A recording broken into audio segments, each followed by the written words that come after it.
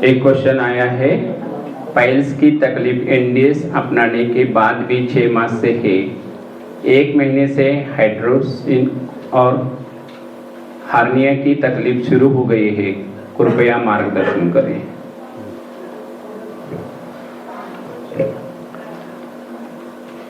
हमारे पोरबंदर में एक पुराने दोस्त थे, वो 12 साल से एनडीएस फॉलो कर रहे थे। कितने? और मुझे फ़ोन आया और बोले कि भाई जी शुगर का प्रॉब्लम है, तो उनको कैसे ठीक किया जाए। मैंने कहा आपने एनडीएस फॉलो किया? बोला हाँ 12 साल से कर रहा हूँ। मतलब एनडीएस की जो ट्रिक्स हैं, शेड्यूल्स हैं, उसको किसको किस प्रकार से करना है, उसमें चुनाव उनका सही नहीं होता। एनडीएस हम पूरा दिन कच्चा खा के, रात को पकाया हुआ भोजन खा के भी फॉलो कर सकते हैं। एनडीएस को पूरा दिन जूस के ऊपर रह के, रात को एक बार कच्चा खा के भी फॉलो कर सकते हैं। तीसरी पद्धति, एनडीएस हम पूरा दिन जूस लेकर भी फॉलो कर सकते हैं। एनडीएस हम पूरा दिन कुछ भी न खाकर, रात को थोड़ा हल्का 1-2 जूस पीकर भी फॉलो कर सकते हैं। एनडीएस बीच बीच में 24 घंटे का निर्जला करके भी, इनको भी एनडीएस कहा जाता है। देखो सबसे सरल रास्ता लोगों को क्या लगता है, दिन में भरपेट कच्चा खा लो और रात को पक्का खा लो। ये भाई जी ने जो क्वेश्चन पूछा है उसमें उनकी जो एनडीएस फॉलो करने की जो पद्धति है, उसमें शायद उसका जो चुनाव है वो गलत है। स्वस्थ व्यक्ति, संपूर्ण स्वस्थ व्यक्ति पूरा दिन कच्चा, रात में पक्का, वो भी 10 या 20% अनाज, 80% सब्जी, वो भी बिना ऑयल, और ऑयल डालना है तो 1 बूंद, ऐसे खाने की छुट्टी है। जबकि ये सारी चीज़ें 6 महीने के बाद भी कंटिन्यूस हैं, तो हो सकता है पूरे दिन उनका शेड्यूल ठीक रहे, लेकिन रात में कुछ ऊपर नीचे हो जाता होगा। इनके कारण ये चीज़ें हर्निया वगैरह जो है, हर्निया तो एक खतरनाक बीमारी है जिनके कारण आंतों की दुर्दशा हम जब कर देते हैं तब जाके हर्निया होता है। एक 1 kg की थैली है, उस थैली में हम हर रोज 2 kg का माल भरे या 1.5 kg का माल भरे, तो थैली की हालत क्या हो जाती है? धीरे धीरे करके उनका शेप बिगड़ जाता है, और शेप बिगड़ने के बाद और भी लोड डालते रहते तो फट जाती है, फिर सिलाई लेते हैं। इस तरह डॉक्टर लोग हर्निया में सिलाई लेके ऑपरेशन करके आपकी थैली को ठीक कर देते हैं, और फिर दूसरी बार मना भी करते हैं हर्निया में कि अभी ऑपरेशंस नहीं हो सकता, जान जाने का खतरा है। तो बेहतर है कि ये पाइल्स और हर्निया की तकलीफ, जो मलमार्ग के रोग हैं, बड़ी आंत के रोग हैं, उससे निजात पाने के लिए पके हुए भोजन की कोई स्पेस ही नहीं बचती है इस तकलीफ़ में। पके हुए भोजन से हमें पूर्ण रीति से निजात पाना है, तब जाके ये सारी बीमारियां ठीक होगी। और हर्निया में तो 12 बजे नहीं, 2 बजे तक कुछ भी खाना पीना नहीं है। सुबह से उठ के लेके 2 बजे तक ग्रीन जूस पीना है। ग्रीन जूस के बाद भी सलाद भी पूरी 1-2 डिश भर के नहीं खाना है। हो सके तो शाम तक जूस के ऊपर रहो हर्निया में। और एनिमा रेगुलर सुबह दोपहर शाम तीनों टाइम 1-1 पोट करते रहो। 6 महीने से एनिमा तो किया होगा शायद, लेकिन 1-1 पोट कम से कम करो। रात को सोने से पहले थोड़ी पेट सफाई के जूस जो हम बताते हैं, करेला, ककड़ी, टमाटर, फिर जो सहजन की पत्ती, ग्रीन जूस, अनार का जूस छिलके के समेत, आंवला जूस, ऐसे जो भी डिटॉक्स जूस है उसका इस्तेमाल आप करो। 15 दिन में ही आराम हो जाएगा। बस जो भी गलतियां हैं वो थोड़ी आगे सुधार लो। इस तरीके से करते रहेंगे तो हो सकता है 6 महीने के बदले 6 साल के बाद ही ये क्वेश्चन वहीं का वहीं रहेगा। इसमें थोड़ा हम एडिशन करना चाहते हैं की मराठीमध्ये माहिती असे पात्राची भाजी माहिती आहे ना, पात्राची भाजी, तर तुम्ही पाइल्समध्ये शक्यतो पात्राची भाजीचा जो ज्यूस आहे तो घ्या आणि त्याची जी मुळी आहे मुळी, तर ते पण तुम्ही स्वच्छ धुवून वगैरे आहे त्याची चावून तुम्ही खावा, तर ते पाईलचा त्रास जो आहे तो बऱ्यापैकी कायमचा हळूहळू बंद वगैरे होईल. मात्र पाईल्समध्ये ब्लड जरी येत असेल तरी पण इनिमा बंद करायचा नाही, इनिमा वगैरे घ्यायचा. आणि दुसरी गोष्ट काय आहे की ह्यांच्या हिस्ट्रीमध्ये थोडंसं पाहायला लागेल की ते नेहमी जो काही आहार वगैरे घेतात ते पण, आणि त्यांचं उठणं बसणं किंवा त्यांचं काम काय आहे. तर पहा, पहिल्याच्या जमान्यामध्ये जे आहे ना, तर मनुष्य लाकडी खुर्चीवर बसत होता. कुठल्या खुर्चीवर? लाकडी. शाळेमध्ये लाकडी वगैरे खुर्ची वगैरे असायची. जर ज्यांचं काम कॅम्प्युटरवर असेल, ड्रायव्हिंग वगैरे असेल, अलग लक्षात, तर त्यांनी बैठकाम जर जास्त असेल त्यांचं, तर शक्यतो जिथं गरज आहे तर तिथं तुम्ही लाकडी खुर्ची पण यूज वगैरे करायला पाहिजे. कारण पात्राची भाजी एक नंबर, ह्याच्यावर जालिम औषध वगैरे आहे. पात्राची भाजी, आळूची पानं वेगळी,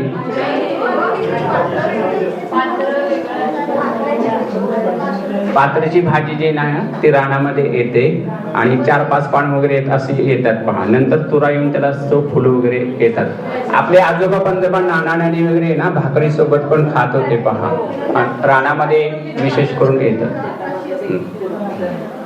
ठीक है, आगे का जो क्वेश्चन है,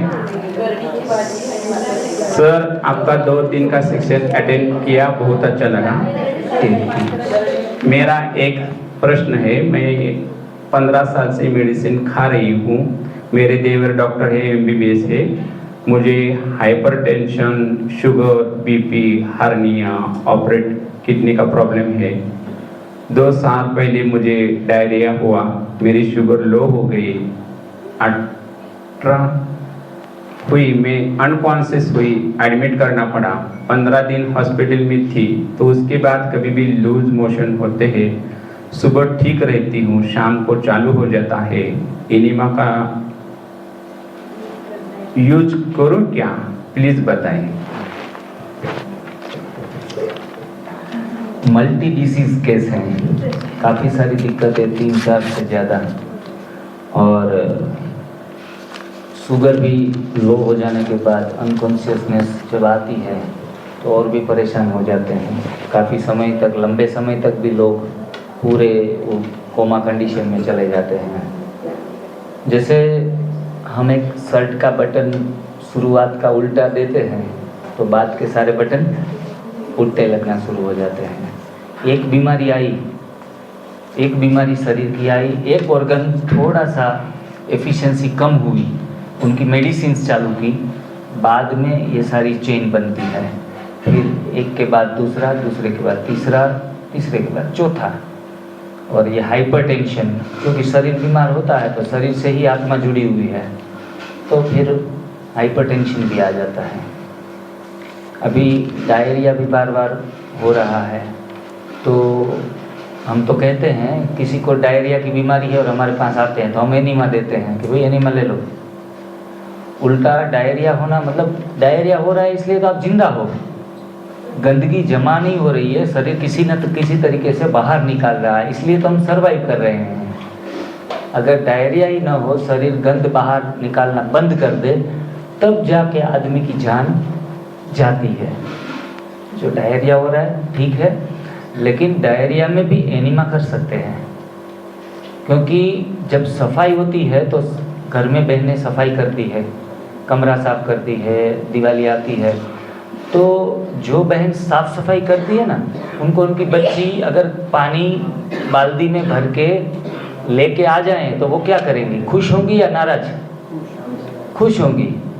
वो भी सफाई कर रही है, ये एक बाल्टी और आ गई. तो ऐसा ही हमारे शरीर के साथ होता है. जब सफाई शरीर कर रहा है, एनीमा दे दो, जल्दी से जल्दी कचरा साफ करो, और जल्दी से जल्दी. इतने सारे बीमारियों से पीड़ित है तो मैं तो चाहूँगा कि अच्छे से अच्छा 6 से 8 घंटे सुबह भूखा रहना शुरू कर दो और सिर्फ नेचुरल डाइट के ऊपर ही रहो. मैं नहीं मानता कि 2 महीने लगेंगे ठीक होने में, सारी बीमारियां गायब हो जाएगी. हाइपरटेंशन है तो मानसिक मनोबल थोड़ा नीचे गिर जाता है, लेकिन थोड़ा हिम्मत तो दिखानी पड़ेगी. हाँ, और शुगर की गोलियां जो खा रहे हैं अगर 5 दिन में ही शुगर ठीक हो गया और आपने गोलियां खा ली, ऊपर बढ़ता है शुगर, अगर गोलियां खा ली तो बहुत नीचे आ सकता है। इसमें सावधानी रखनी पड़ेगी, वरना घर वाले भी डांटेंगे। इसमें भी घर में डॉक्टर हैं और जल्दी से कहेंगे कि किसने ये सारा सिखा दिया आपको, है। यानी कि एनडीएस करते करते मॉनिटरिंग करना ज़रूरी हो जाएगा आपके लिए। आपको मॉनिटरिंग करना है, 2 दिन में कितना फ़र्क आया, कितना शुगर रह रहा है, उसी हिसाब से जल्दी गोलियों के ऊपर नियंत्रण लाना पड़ेगा, डोज कम करना पड़ेगा। और हो सके तो 5 दिन में ऐसा भी चमत्कार हो कि शुगर ऑलरेडी मेंटेन हो रहा है, तो जल्दी से जल्दी शुगर की गोलियां बंद करनी है।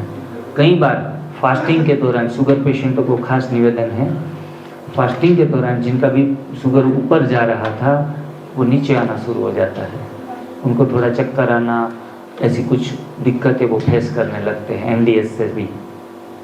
तब जाके एक ख्याल रखना है कि जब भूखा रहते हैं, फास्टिंग रखते हैं, तो थोड़ा इंसुलिन लेवल हमारा नीचे आ जाता है। उन दौरान ऐसी कोई भी इमरजेंसी लगे, देखो एनडीएस सिस्टम को नहीं छोड़ देना है, लेकिन खजूर दो, केला, कोई भी मीठा फल अपने साथ में रखना है। जिनका शुगर लो हो रहा है वो अपने पॉकेट में क्या रखते हैं,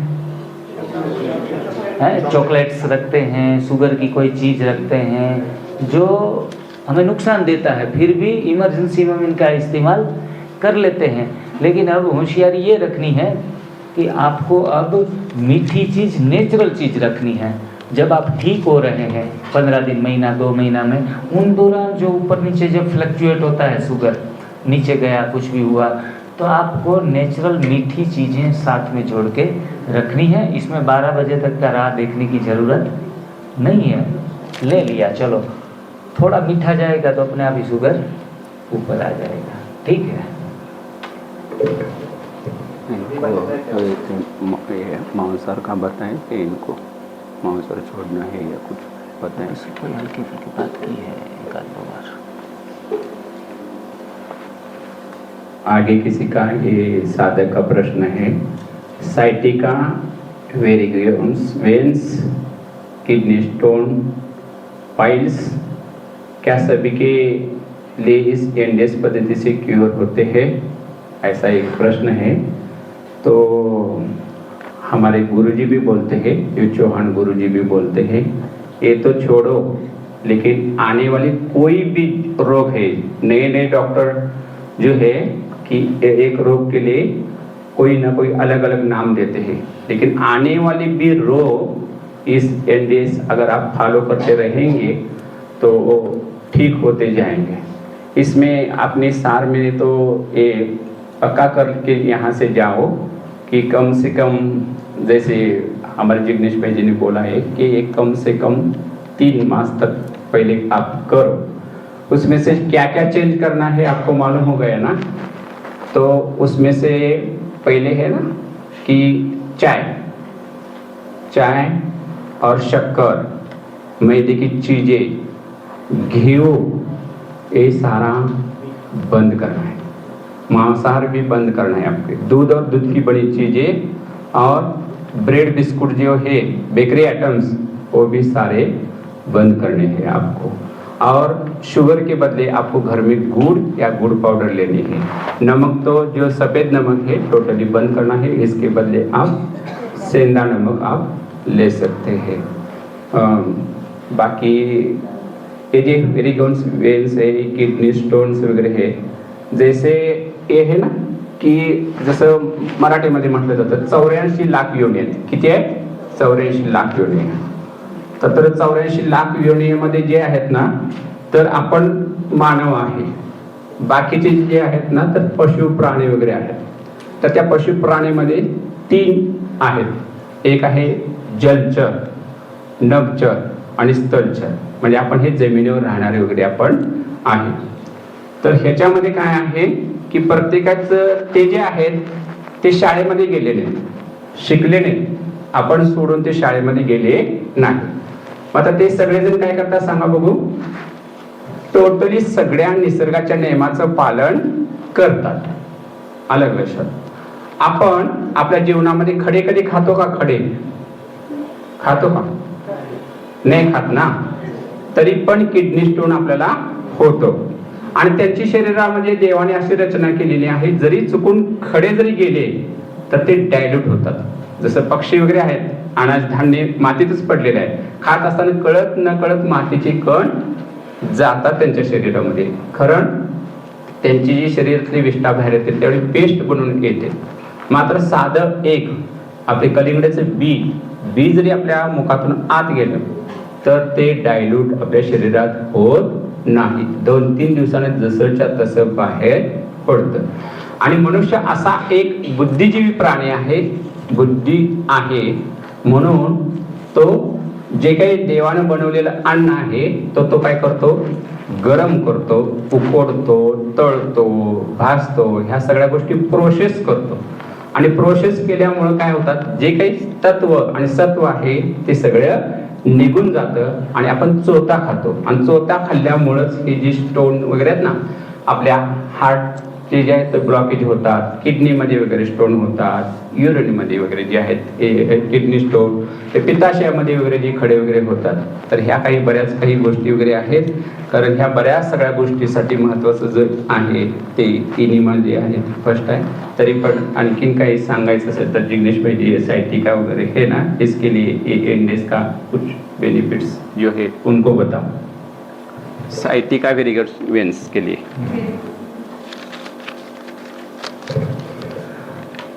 हम जो भोजन खाते हैं उनसे 3 प्रकार के म बनते हैं. इसमें मन बनता है, मल बनता है और मसल्स बनते हैं.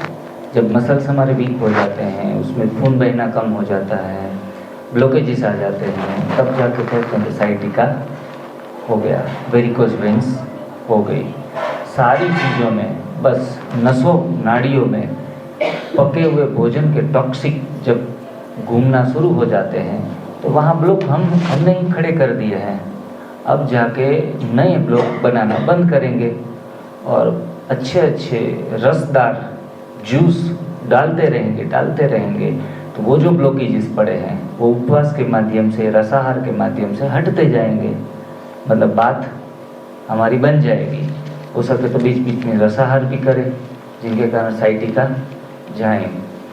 फाइबर वाले ज़्यादा फूड भी, कच्चा भोजन ज़्यादा लेके भी शरीर की जीवन शक्ति को डाइजेशन में बिजी नहीं रखना है. शुरुआत के 1-2 महीने फाइबर बिल्कुल ही ना जाए, जूस के ऊपर ज़्यादा से ज़्यादा रहे तो साइटिका और वेरिकोस वेन अच्छे तरीके से चली जाएगी.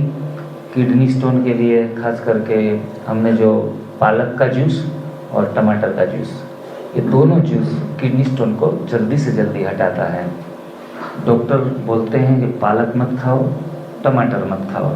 हम कहते हैं पालक खाओ और टमाटर खाओ. डॉक्टर को पता है कि इनको खाने की छुट्टी दे दी तो वो तो टमाटर का सूप बनाएंगे, पालक का पनीर बनाएंगे, पालक पनीर की सब्जी, इसलिए मना करते हैं.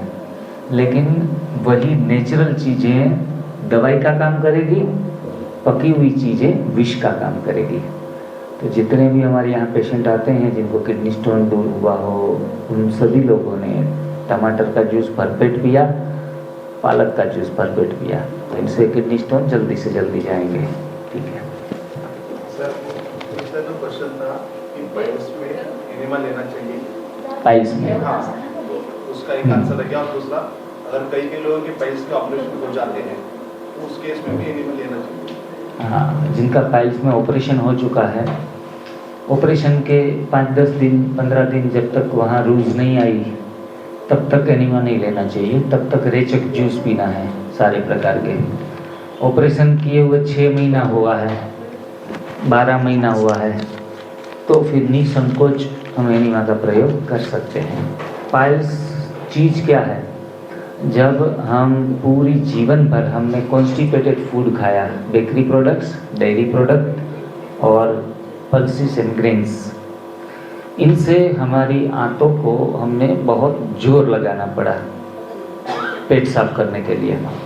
तो पेट साफ करने के लिए जो जोर लगाते हैं तो बाद में कुछ समय के बाद हमारी आंतों का कुछ हिस्सा मल मार्ग से बाहर आ जाता है. उनको हम पाइल्स की बीमारी का नाम देते हैं. अभी वो काट के ऑपरेशन करवा लिया खाना वही का वही रखा तो फिर से आंत का कोई और हिस्सा बाहर आएगा, तो वो चलता ही रहेगा। जिनको पाइल्स है उनको थोड़ा एनिमा लेने में दिक्कत आती है, मल मार्ग में नली जो है वो अच्छे तरीके से अंदर नहीं जा पाती, तो उनको जब टॉयलेट का सेंसेशन आए पेट सफाई का, उस टाइम नेचुरली ही मल द्वार खुलता है, उन दौरान उनको एनिमा लेना सहज हो जाता है। जबकि जब टॉयलेट का सेंसेशन नहीं आया हो उस समय पाइल्स वालों को एनिमा लेना बहुत कठिन हो जाता है, नली अंदर जाती नहीं, तो ये तकलीफ है। तो दो या 3 बार जब सेंसेशन आए तब आप यूज़ करो, और वरना दूसरा प्रयोग ये कर सकते हैं कि थोड़ा सा नली में ऑयल लगा दो। ऑयली चीज़ है तो वो थोड़ी एनिमा लेने में आपको आसानी करेगी। तो इस तरीके से एनिमा अगर कम भी ले तो साथ में रेचक जूस जोड़ के बस आंतों की सफाई कर दो किसी भी तरह, तो आपका काम हो जाएगा।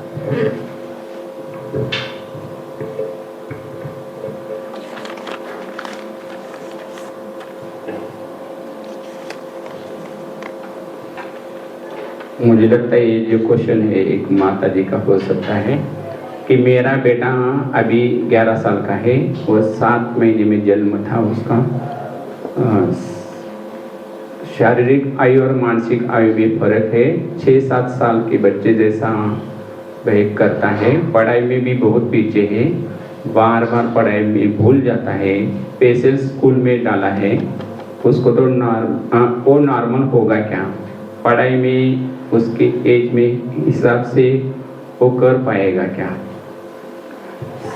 7 मास में जन्म हुआ है उस बच्चे का, और उसकी जो एक्टिविटीज है वो कम है। आज बच्चों का जन्म भी हॉस्पिटल में होता है, और जो 9 महीने का समय है माता को बच्चे का जन्म देने के लिए, उनसे पहले भी ये जन्म हो जाते हैं या फिर कई बार कंपलसरी कराने पड़ते हैं ऐसी सिचुएशंस में, जो भ्रूण का पूर्ण डेवलपमेंट शारीरिक एवं मानसिक गर्भ में ही नहीं हुआ, तो इनके कारण आयु ज़्यादा है और मैच्योरिटी कम है। ये सारी चीज़ें हैं। अगर हमारे यहाँ 2 माताएं आई थी, उनकी गठिया बाई का उनको बीमारी थी और एक का 98 वजन था, दोनों अलग अलग थी। उनके एग्जाम्पल से आप इस चीज़ को कंपेयर करेंगे। दोनों ने एनडीएस को फॉलो करना शुरू कर दिया लगातार 9 महीने। दोनों को बच्चियों का जन्म हुआ, दोनों के घर बच्ची आई, और वो बच्चियाँ इतनी हाई इंटेलिजेंट आई। और मैं उनके घर 2 साल के बाद गया। जब उनके घर पे गया तो बहुत राजी खुशी हुए वो, और कहा सर आज कितने दिनों के बाद आप यहाँ आए हैं। माता जी ने तुरंत ही किचन में गई, चाय बनाना शुरू कर दिया, क्योंकि हमारे यहाँ मेहमान आते हैं तो चाय पिलाते हैं। तो मैं कहा माता जी चाय तो हम पीते ही नहीं हैं, आपको भी बंद करवाई थी, तो मेरे लिए चाय रखने का कोई सवाल ही नहीं उठता। बोला नहीं आप इतने हम खुश हुए हैं तो मेहमान आते हैं तो गलती से चाय बना ली। उनकी बेटी 2 साल की, वो फ्रीज खोल के, वाटरमेलन का सीजन था, आधा स्लाइस पड़ा था, आकर खड़ी हो गई मेरे सामने ऐसे। हाँ, इतनी मैच्योरिटी 2 साल की बच्ची में। और उनकी माता जी बोलती थी पर डे 1 kg, ½ kg टमाटर 100 रुपए के केजी भी खा जाती है। बचपन से ही उसके गर्भ के संस्कार है, कच्चा ही खाती है बिल्कुल। अगर गर्भाधान के समय बच्चों में कच्चे की आदत माँ को है तो बच्चों में आदत डालने की भी ज़रूरत नहीं है। और मैच्योरिटी तो उन दोनों बच्चियों में इतनी है बढ़िया। हमारी बहनें भी कहती है सर कमाल है, 2-3 साल की बच्चियां हैं, 10 साल की मैच्योरिटी बता रही है। हाँ, हमारे वीडियो में आप देखेंगे उन दोनों बच्चियों का, आप रील्स में भी रखते हैं कई बार इनको। तो जैसे सही आहार चुनने से मैच्योरिटी ऊपर जाती है, ऐसे गलत आहार चुनने से मैच्योरिटी डाउन भी होती है। तो भी कोई चिंता करने वाली बात नहीं है। उनको अगर बच्चे को किसी भी तरह से समझा के कच्चे भोजन के ऊपर उनको लेके आए, आंतों की सफाई कर दे, 1 साल में उनकी मैच्योरिटी, उनका इंटेलेक्चुअल लेवल अवश्य बढ़ेगा। उसमें भी जो नेचुरल चीज़ें हैं उसमें एंटी डिप्रेशन काफ़ी चीज़ें होती है, दिमाग को डेवलपमेंट करने वाली चीज़ें। इसमें खास करके भिंडी अगर आप खाते हैं, कैसे भी पागल लोग हैं, अगर उनको भिंडी लगातार महीने भर खिलाई जाए तो उनका दिमाग अपने आप रीसेट होने लगता है। उतना भिंडी में कुदरत ने औषध डाले हैं। इसलिए तो कहते हैं कि अपनी आहार को ही औषधि बनाओ। चलो हमें पता नहीं है, डॉक्टर साहब के माध्यम से हमें पता चला कि भिंडी में ऐसे गुण हैं। अरे कुछ ज़रूरत नहीं है कुछ भी जानने की, जो भी सीज़न में सब्जियां आती है वो खा लो आंख बंद करके। हनुमान ने जैसे क्या करा, संजीवनी बूटी लेके आओ, तो उसको तो पता नहीं था।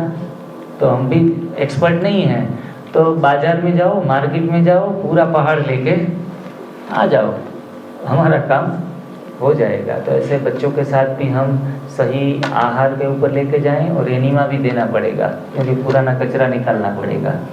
और चाय, दूध, कॉफ़ी, बेकिंग फूड्स ऐसा कुछ भी डिमांड करे तो उनको नहीं देना है, तब जाके वो ठीक हो सकते हैं। आहार प्रणाली यही रहेगी तो मैं समझता हूँ आगे के लिए भी कोई इसमें चांसेस हम नहीं बना सकते। इसी रिलेटेड उनकी जो बेटी है उनका भी कुछ प्रॉब्लम है। मेरी बेटी 17 साल की है, उसकी ह्यूमिडिटी बहुत कम है, हमेशा बीमार पड़ती है, उसको एलर्जी का भी प्रॉब्लम है, उसको उत्साह भी नहीं रहता है, अभी 12th क्लास में है, बच्ची है। Dead food creates dead mind and live food creates live mind. अगर बच्चों को जब दूध छोड़ते हैं ना माता का, तब सबसे ज़्यादा माता को उत्साह किस बात का है कि मेरा बेटा या बेटी अभी खाना शुरू कर दे। हम अनाज देना शुरू कर देते हैं सबसे पहले, और पका कर अच्छे से मेवे मिष्ठान जो भी है वो खिलाना शुरू कर देते हैं। हमें पता नहीं है कि dead food creates dead mind, और उसका उत्साह जो कम आता है, इम्यूनिटी भी कभी का लो चली जाती है, क्योंकि सारे इम्यूनिटी लो होने का कारण भी कॉन्स्टिपेशन है। सर्व रोगों का एक ही कारण है, कब्ज। शरीर में कहीं ना कहीं, वो चाहे आंतों में चिपका है, वो चाहे कहीं नस नाड़ियों में चिपका है। तो सफाई वाला खाना उनको खिलाना पड़ेगा, तब जाके वो फिर से स्वस्थ हो सकते हैं। और क्वेश्चन में और क्या लिखा था? नहीं, उसका इम्यूनिटी पावर का, इम्यूनिटी बढ़ाने के लिए विशेष हमारे पास कोई टॉनिक्स नहीं है। इम्यूनिटी बढ़ती है यही 3 चीज़ों से। बच्चे हैं तो चलो 8 घंटे का उपवास ना कराएं, 4 घंटे का, 3.5 घंटे का उनको कम से कम उपवास कराएं। इम्यूनिटी अवश्य उपवास से ही बढ़ती है। हीमोग्लोबिन भी बढ़ता है। 10-10 दिन के चैत्री नवरात्रि के उपवास के बाद नींबू पानी पर रहते हुए फिर ये डॉक्टरों के अंडर में प्रयोग किए जाते हैं, हीमोग्लोबिन बढ़ जाता है। चलो कुछ भी शरीर में डाला नहीं, हरी पत्तियाँ भी नहीं डाली। हम तो कहते हैं हरी पत्तियाँ अगर आप डालोगे ना तो आपकी इम्यूनिटी बढ़ जाएगी। कहीं भी आप डाउन चल रहे हैं, हरी पत्तियों का 4-5 गिलास पियो अदरक लेमन के साथ और आंवला के साथ, इम्यूनिटी न बढ़े ऐसा कोई सवाल ही नहीं उठता। लेकिन कमाल की बात तो ये है कि अगर उपवास लंबे समय तक करने के बाद भी लोगों की इम्यूनिटी और हीमोग्लोबिन लेवल बढ़ता है। कमाल का साइंस है ये, ईश्वरीय साइंस है, तो करना पड़ेगा बस। सफलता के लिए और सक्सेस के लिए हम गुरु जी ने जो बताए हैं वो थोड़ा हम सीक्रेट बताते हैं आपको। ये भी एडिशन, जो बहनों की शादी हुई है तो बहुत बुजुर्ग भी बहनें यहाँ बैठी है, तो हम एक बात पूछना चाहते हैं कि शादी की जो साड़ी थी है क्या आपके पास? जिनकी है, अभी समझो शादी को 15 साल हुआ, 20 साल हुआ, 25 साल हुआ, 40 साल हुआ, तो कोई हाँ है? हाथ खड़ा करो ना, फिर हाथ खड़ा करो। हाँ देखो 50 साल की शादी। कितने? 50-52 साल की शादी भी है। रखी है, यूज करते हैं? रखी है, शादी में पहन सकते। अभी यूज करते हैं क्या, हम ये पूछ रहे हैं। हाँ रखा है। तो सुनो, ये क्या करना है हमको कि अभी आप जब घर जाएंगे तो 10 साल गुरुजी क्या बोलते हैं, 10 साल हमको ये समझो एक रखा है, यहाँ रखा है, ये हमारा कपाट है समझो, ये रखा है, लेकिन 10 साल इसको यूज ही नहीं किया है, सिर्फ उसको रखा है, तो ये ब्लॉकेज है, समझा। जो आना है तो एक खाली करना पड़ेगा ना पहले इसको, फिर आएगा। तो हमको क्या करना है, वो जो पुरानी जितनी भी चीजें हैं वो कैसे भी करके पहले आप उसको निकालो।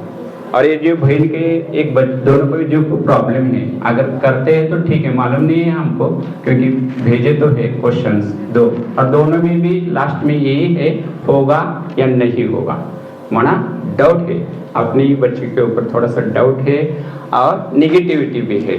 तो हमको निगेटिविटी दूर अगर आपको करना है तो बच्चों को लेकर आप अपने जो ब्रह्मा कुमारी का सेंटर है वहाँ जाओ, तो असंभव भी संभव हो जाएगा और बहुत सारी अच्छी रिजल्ट उनकी आती रही। बाकी साथ में ये डाइट तो करना जरूरी है, ठीक है। किसी किसी के हम घर जाते हैं तो बच्चे तो बड़े होकर इंजीनियर होकर चले जाते हैं, लेकिन उनकी जो साइकिल है वो जो स्टेप्स रहते हैं ना उसके नीचे रखते हैं, उसकी दोनों जो व्हीकल है वो भी खराब होते हैं, क्या क्या रखते हैं घर में। लेकिन आप अपने जो पुरानी चीज़ें हैं पहले वो निकाल दो तो बहुत अच्छा चेंज आता रहेगा। टाइप 1 डायबिटीज ठीक हो सकता है क्या? टाइप 1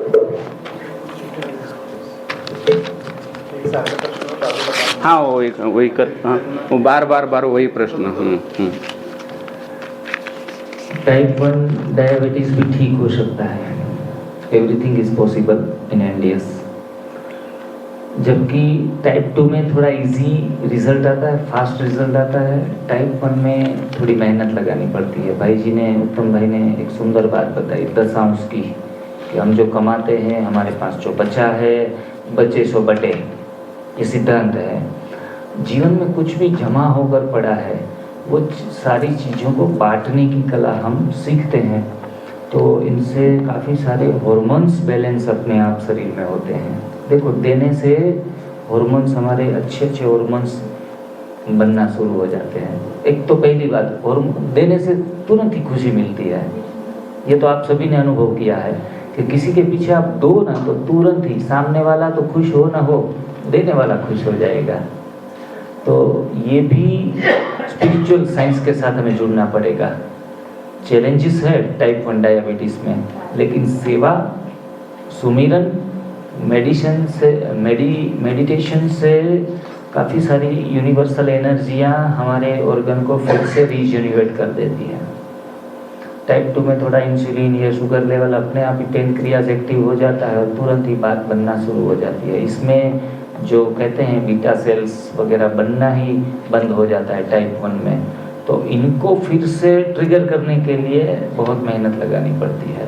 और हमने अपने 7 साल के जो तजुर्बे से देखा है कि टाइप 1 डायबिटीज़ में 10 में से 5 लोग निराश होते हैं जो क्योर नहीं कर पा रहे हैं एनडीएस से भी, और 5 लोगों को 50% सफलताएं मैंने देखी हैं।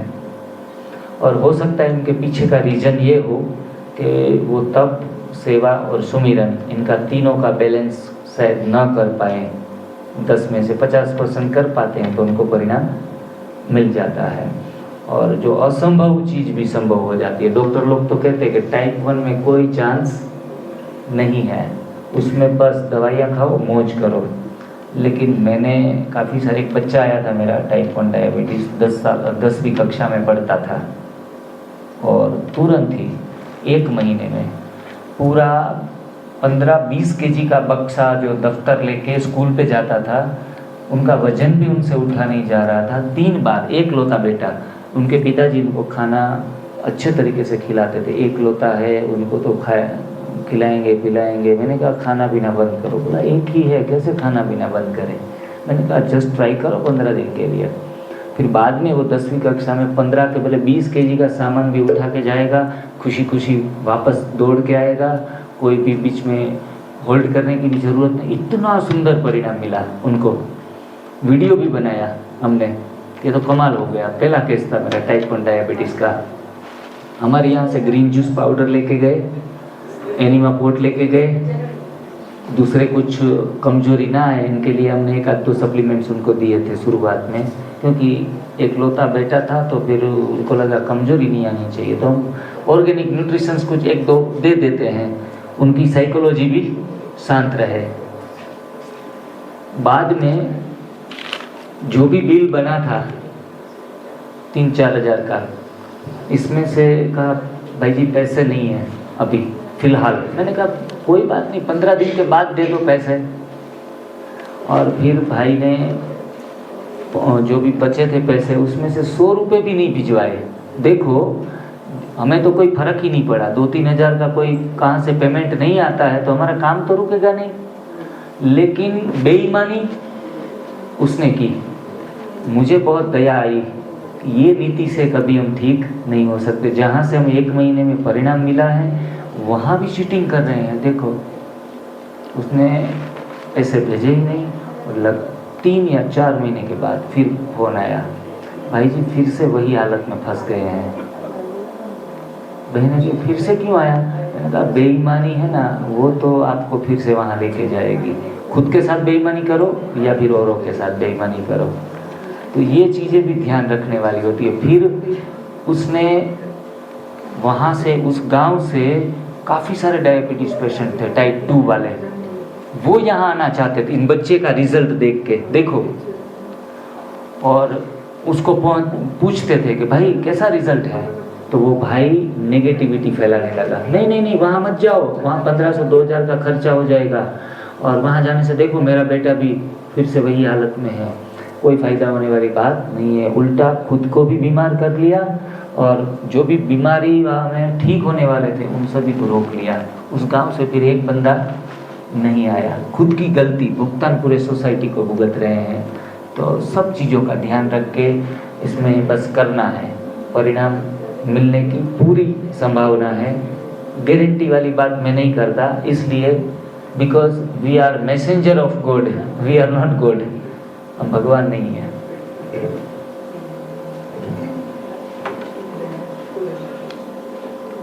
मेरी बेटी को पीरियड्स इनरेगुलर है, पीसीओडी की प्रॉब्लम है, रात को नींद नहीं आती है।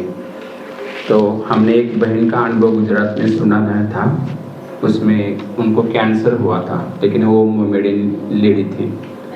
तो जैसे वीडियो उन्होंने देख लिए, इंडियस की वीडियो देख लिए, और अपने इंडियस के ऊपर थोड़ा सा भरोसा रखकर जैसे जैसे उनको आता रहा वैसे वैसे वो करके रहे। रसाहार जो है, फास्टिंग वगैरह है, और 55 उनका वेट था। धीरे धीरे वो कम होता गया 39 तक आ गया। सारे टोटल हार्मोन्स चेंज हो गए, पीरियड भी बंद हो गया, लेकिन उन्होंने भरोसा रखा। लेकिन धीरे धीरे थोड़ा चेंज आता गया, और फिर उनका जो वेट है फिर जितना एक 50 या 52 तक फिर वापस आ गया इस एनडी से, और पीरियड भी धीरे धीरे चालू हो गया। तो आपको इसके ऊपर भरोसा रख के ये करना है, और ज़रूर जो भी प्रॉब्लम्स है आपकी पीरियड की जो है वो ठीक हो जाएगी, हो सकती है, और कुछ इसमें सोल्यूशन देना है। ठीक है। दूसरा एक प्रश्न है, नवरात्रि में आप जितना हो सके उतना उपवास करने के लिए बोलते हैं, उसके साथ साथ 2 टाइम एनिमा लेने के लिए बोलते हैं। इसमें डिहाइड्रेशन होता है क्या? इसका डर लगता है क्या? और उसमें दूसरा एक प्रश्न है, एक दिन में हम कितना रसाहार कर सकते हैं? तो धीरे धीरे जैसे है ना, आप अपने खुद डॉक्टर बन सकते हैं। तो पहले डॉक्टर क्या बोलते हैं कि 5 लीटर पानी पियो, 7 लीटर पियो, तो इतना शरीर की जरूरत नहीं होती है। जैसे आपने उपवास ब्रेक कर दिया, भले कभी भी करो, जो आपको शरीर को सहज लगे, 9 बजे करो, 10 बजे करो, 11 बजे, लेकिन वहां से एक आदत आपको पक्की डालनी है, जब प्यास लगे तब पानी पीना है। डॉक्टर बोलता जैसे वैसे नहीं करना है हमको, जब प्यास लगे तब पीना है, और जब भूख लगे तब खाना है।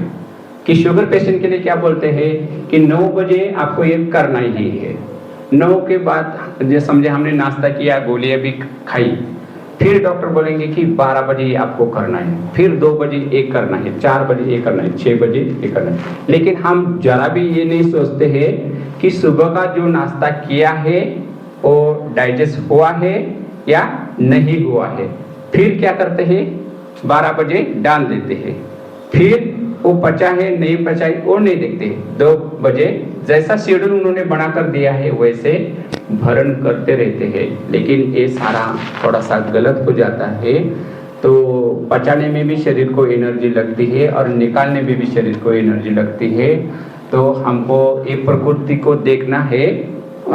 हमारे यहाँ पंछियाँ वगैरह बहुत आते हैं, वहाँ गार्डन में हमने पेड़ पौधे बहुत लगाए हैं। तो एक जगह हमने क्या किया है, जो उनको अनाज वगैरह है ना वो रखा है, एक जगह हमने पानी वगैरह रखा है। लेकिन मैं कभी भी मैंने देखा नहीं कि ये अनाज खाया और यहाँ पानी पिया और यहाँ पानी पिया यहाँ अनाज। जब उनको लगता है तभी वो पानी के पास आएंगे, जब उनको भूख लगती है तब वो अनाज के पास जाते हैं।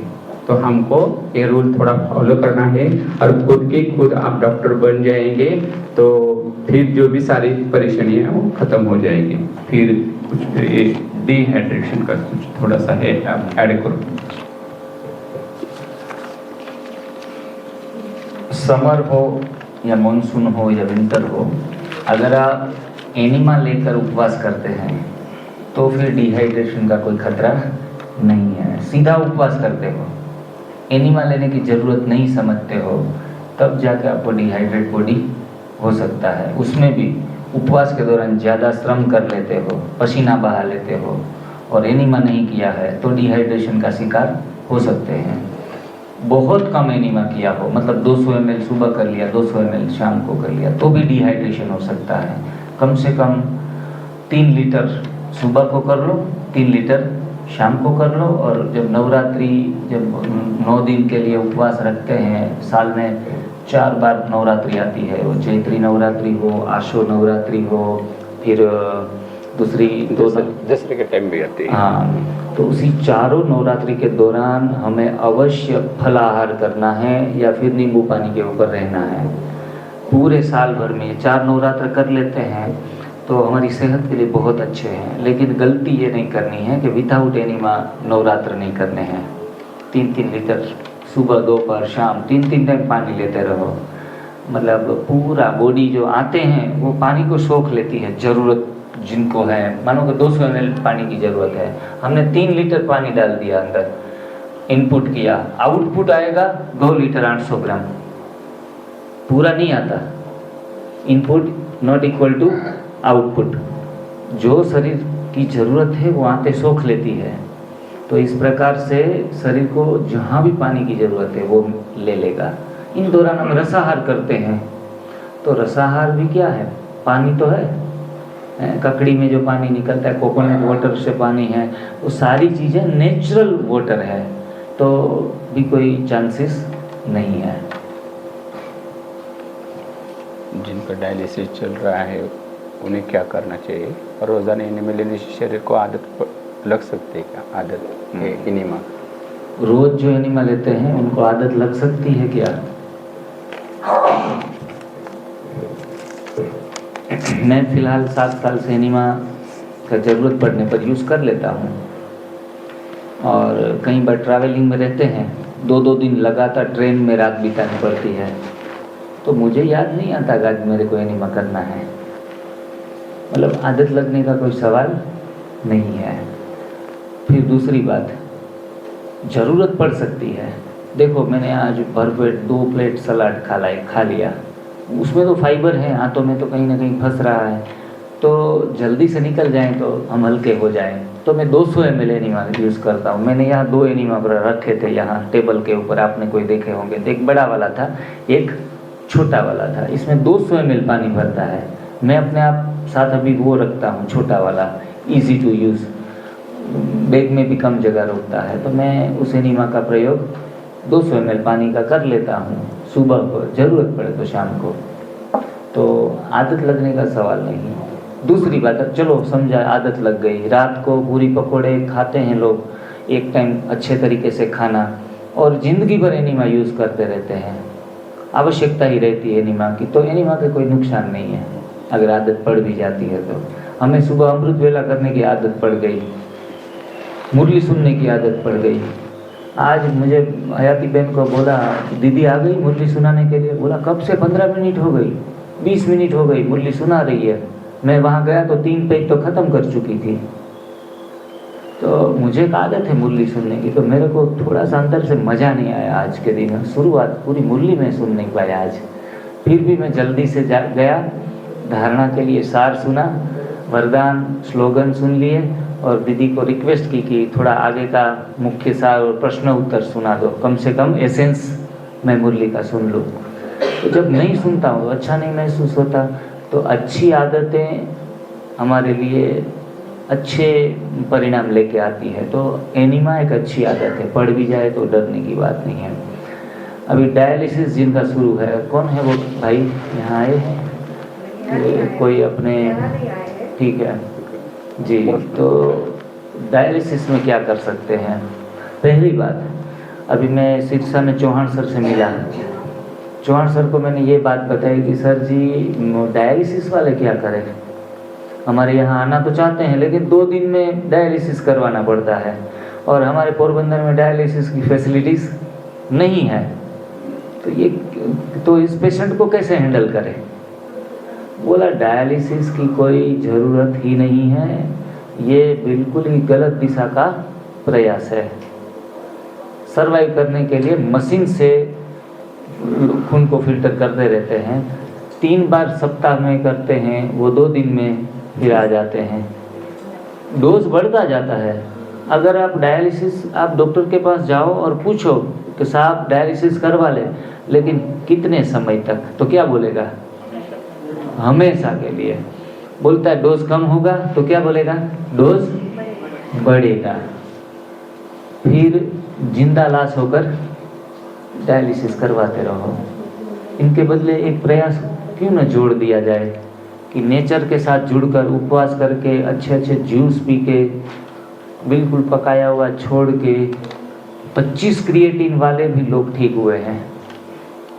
लेकिन डर जहन में इतना है कि डॉक्टर की बात नहीं मानी, और अगर कुछ ऊपर नीचे हो गया तो डॉक्टर भी हाथ पकड़ने के लिए राजी नहीं है। इस डर की वजह से कई लोग एनडीएस को अपना नहीं रहे हैं, और कोई कोई केस में 100 में से 1-2 केस ऐसे भी होते हैं जिसमें हम कहते हैं कागने बेसवू और डाड़ ने पड़ू, गुजराती कहावत है, कागने बेसवू और डाड़ ने पड़ू। क्या मीनिंग होता है? हाँ, कौवा बैठा और दाल टूटी। लोग समझने लगे कि कौवे के बैठने से दाल टूटी है। तो ऐसे रिजल्ट एनडीएस में कोई कोई जगह आ जाते हैं कि सीधा एनडीएस अपनाने के बाद तुरंत ही कुछ हो गया, तो फिर घर वाले भी परेशान कि बोला देखो हम मना कर रहे थे कि ऐसे कच्चा खाना नहीं चाहिए, ऐसे भी डॉक्टर लोग कहते हैं कच्चा खाने से तो और भी दिक्कतें बढ़ेगी, उबला हुआ और पका हुआ खाएंगे तो डाइजेस्ट होगा, कच्चा डाइजेस्ट भी नहीं होगा, और परेशानी में हम कह रहे थे ना, इसलिए आप मुसीबत में पड़ गए। तो थोड़ा ऐसे पेशेंटों को तो हौसला थोड़ा बढ़ा के, हिम्मत बढ़ा के, डू और डाई की फाइट करके उनको आगे बढ़ना होता है। हमारे यहाँ 125 kg की एक महिला आई, और इनको आते ही 2 दिन हमारे यहाँ एडमिट रही। खाने की इतनी शौकीन कि कितनी बार मैं समझाता, बहन जी एक तो आपसे उठा नहीं जा रहा है, बैठा नहीं जा रहा है, और आपके पति भी आपकी सेवा कब तक करेंगे, आप थोड़ा अपना लो, जल्दी से करो। बोला मुझे ये पसंद नहीं है, मुझे ये पसंद नहीं है, ये तो लौकी का जूस तो एकदम मुझे देख के नाक चढ़ जाती है। इतनी हम भी थोड़े थक चुके थे कि भाई इस चीज़ से पेशेंट ही हमें सपोर्ट नहीं कर रहा है। मैंने कहा एक बार देखो, आपका वजन भी बहुत बड़ा है, अचानक से कोई भी चीज़ आपके साथ हादसा हो सकता है। और तीसरे दिन उनको ब्रेन अटैक आया डिटॉक्स सेंटर के ऊपर, तुरंत ही हॉस्पिटलाइज करना पड़ा। डॉक्टर ने कहा 1.5 या 2 महीने तक इनको छुट्टी नहीं मिलेगी। 5 दिन का बिल हुआ 70,000 रुपये। मैंने कहा बहन जी अब तो मान जाओ, एनडीएस अच्छे तरीके से करो। और फिर उन्होंने बोला डॉक्टर की ट्रीटमेंट इमरजेंसी में ज़रूरी हो जाती है, उनको काम भी आ गई इमरजेंसी में, लेकिन जैसे स्टेबल हुई बोला भाई जी अब आप कहेंगे वो मैं करूँगी। हमारे डिटॉक्स सेंटर से उनका डाइट जाता रहा, कच्चा जूसिस वगैरह। 7 दिन में डॉक्टर ने कहा छुट्टी, आप जाओ घर। उनको बहुत खुशी मिली कि 5 दिन का 70,000 था, 1.5 महीना रखते तो 5, 7, 10 लाख में। लेकिन तुरंत ही उनका माइंड सेट पॉजिटिव हो गया, तुरंत शुरू किया। 18 दिन रुकी, उन दौरान 8-10 kg वेट लॉस किया। आज ब्रेन में जो क्लोट था, जो स्कैन उसमें रिपोर्ट्स में आया था, मैंने 1 महीने के बाद जानकारी मांगी कि भाई क्या हुआ, उसमें क्लोटिंग अभी है, दवाइयाँ चालू है। बोला दूसरा रिपोर्ट्स करवाया, वो जो क्लोट है वो हल्का सा कम हुआ है, लेकिन शरीर ने एक नई नस बना ली है, बाईपास जिनको कहते हैं। शरीर नई नसें बना लेता है। Every body has a rejuvenating power. किसी को मानो कि हार्ट में ब्लॉक आ गया, नली बंद हो गई नली, फिर भी शरीर इतना मजबूत है, बलवान है, हमें उनकी कैपेसिटियाँ पता नहीं है। अगर वो ब्लॉक दूर होने की संभावना कम हो जाती है तो शरीर अपने आप नई वेन्स बना लेता है। ये पावर है शरीर के पास, बस मौका दो आप उनको। मौका कैसे देंगे? उपवास करके।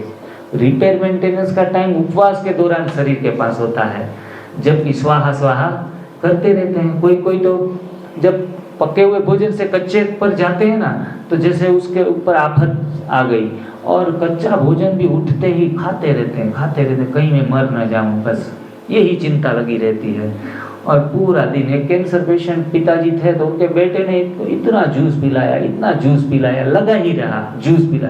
अरे भाई जूस पीने से ठीक नहीं हो रहे हैं आप, ठीक हो रहे हो एनिमल लेने से, उपवास करने से और हरी पत्ती के जूस से। और आपने तो अमरूद का अभी खत्म नहीं हुआ को पपीते का पिला दिया, पपीते का खत्म ग्रेप्स का पिला दिया। इतना इमरजेंसी में खान पान के ऊपर फोकस मत करो, पहले डेंजर जोन से निकलो, ठीक हो जाओ, फिर खान पान के ऊपर जाओ। इस तरीके का ये लॉजिक है। हाँ जी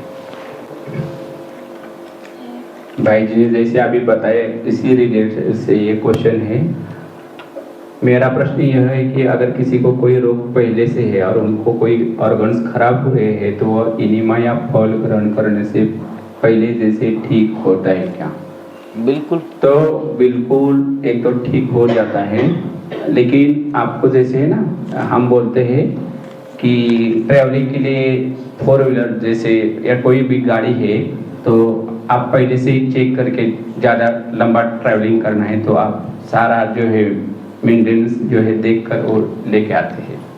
तो ये जीवन रूपी गाड़ी के लिए भी हमको अभी ये तो खराब हो गया है ऑर्गन्स, लेकिन उसको ठीक करने के लिए मेंटेनेंस, रिपेयर और मेंटेनेंस करने के लिए थोड़ा सा धीरज रखना तो पड़ेगा। और इनका उम्र भी कितना है वो भी देखना पड़ेगा। सिर्फ इतना लिखा है, लेकिन वो कितने उम्र के हैं, 20 के है, ये 40 के, 50 के, 70 के, कुछ भी मालूम नहीं है। फिर भी धीरज रखना है, लेकिन ऑर्गन्स का भी कितना खराब हुआ है वो भी देखना पड़ेगा। लेकिन हमारे गुरुजी तो ये बोलते हैं कि कोई भी अंग काटने के लिए भगवान ने हमको नहीं दिए हैं। अगर काट दिए होंगे तो एनडीएस भी कुछ भी नहीं करता है, थोड़ा प्रॉब्लम आ सकता है। तो डॉक्टर क्या करते हैं, तुरंत किसी का भी ऑपरेशन करके वो जो अंग है वो काट देते हैं, तो बहुत प्रॉब्लम आ सकता है। लेकिन ये एनडीएस से ठीक होगा, थोड़ा धीरज रखो। और ये 3 जो चीज़ें बताई वो पूरा आपको फॉलो करना है। एक तो फास्टिंग है, दूसरा रसाहार है और तीसरा इनिमा है। वो जरूर अगर करते रहेंगे हाँ थोड़े दिन के लिए और धीरज रखेंगे तो ये सारा ठीक हो सकता है। 3 दिन में इनिमा, 3 दिन से इनिमा ले रहे हैं। यहाँ का सब जो बोल रहे हैं हम कर रहे हैं, लेकिन मैं 3 गोली खा रहा हूँ, शुगर, बीपी और ब्लड, हाँ ये रक्तपात चढ़ रहा है सर। हाँ ब्लड को पतला करने हाँ ब्लड को पतला करने का। अभी मेरे पेट में दर्द हो रहा है।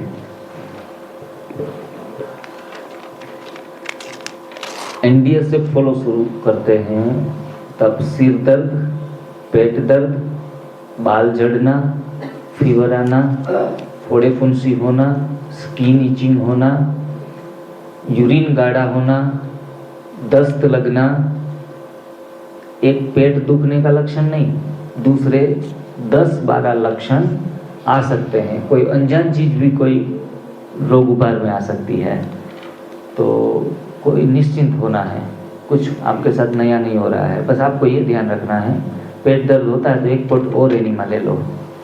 जो चिपका हुआ कुछ पड़ा है, बाहर निकलने की कोशिश कर रहा है, निकल नहीं पा रहा है, पुरानी कब्ज, तो पेट दर्द देता है, तो उनको ज़्यादा से ज़्यादा सफाई करें, 2-5 एनिमा और भी बढ़ाएं और धीरे धीरे करके सारा रीसेट हो जाएगा। तीनों प्रकार की दवाइयाँ खा रहे हो तो थोड़ा ये संभल कर खाना, क्योंकि 3 दिन में कुछ ना कुछ बदलाव आए होंगे। अगर आपने कोई गलती नहीं की है तो शुगर, बीपी, तीनों चीज़ों में बदलाव आए होंगे, तो मॉनिटरिंग थोड़ा साथ में, अगर कोई मशीन्स वगैरह लेके आए हो तो बीपी, शुगर दोनों को नाप लो, दवाई का डोज जल्दी से जल्दी कम करने का डिसीजंस लो, और ऑलरेडी अच्छे तरीके से चल रहा है तो दवाइयाँ घर जाके डॉक्टर की सलाह से बंद करो। हमारे यहाँ शिविर में आने वाले लोग 15 दिन से ज़्यादा किसी की बीपी और शुगर की दवाइयाँ नहीं चली है, 15 दिन तक अच्छे तरीके से, ऑनेस्टी से जिसने किया है। बस मॉनिटरिंग करके जल्दी से जल्दी डिसीजंस आपके ऊपर हैं, ये जिम्मेवारी आपकी है। कोई लोग कुछ भी खा पीकर स्वस्थ रहते हैं, वह कैसे रहते हैं?